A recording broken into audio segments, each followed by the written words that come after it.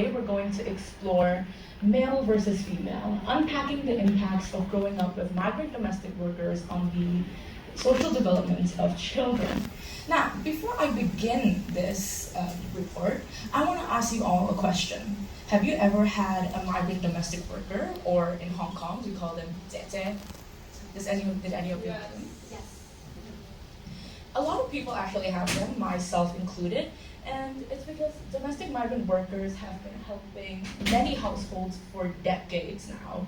In Hong Kong alone, as of the latest report in 2023, there are currently 350,000 migrant domestic workers officially employed.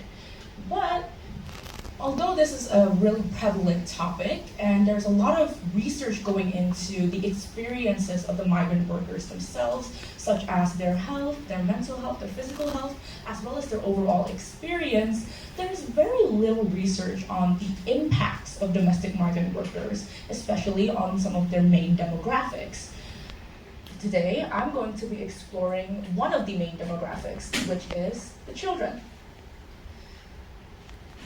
So today, my research aim was to investigate the impact of having a migrant domestic worker on the social development of children, as well as examine if there are any differences in the impacts and experiences of children depending on their sex.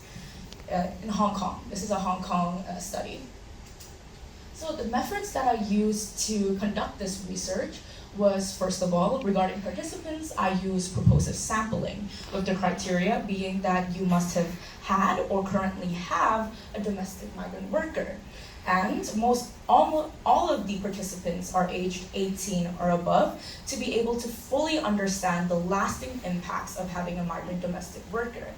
6 participants were selected for the interview, 3 female and 3 males, and for their privacy, they will be labeled as F1, F2, and F3 for the females, and M1, M2, and M3 for the males respectively.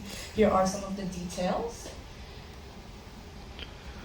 So the mode of the interview was face-to-face. We did face-to-face interviews with duration being about 15 minutes each, and most of the interview was conducted in English. However, we do want some more flexibility as well as versatility, and so I did accept exceptions as well.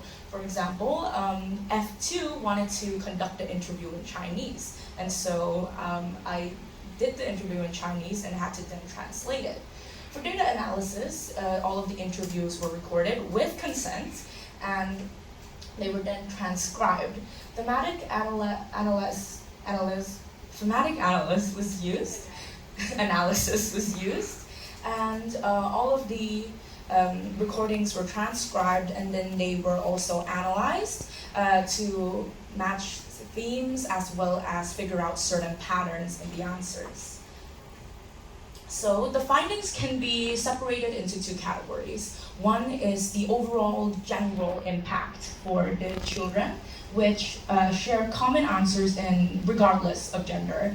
And the other one will be differences in their experience, so where there are gender differences.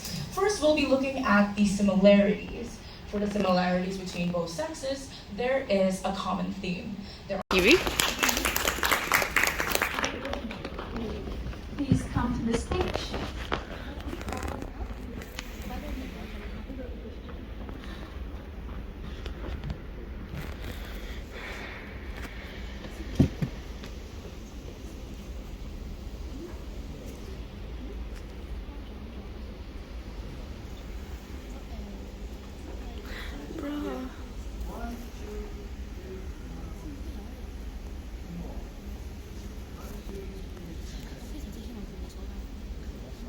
Thank you.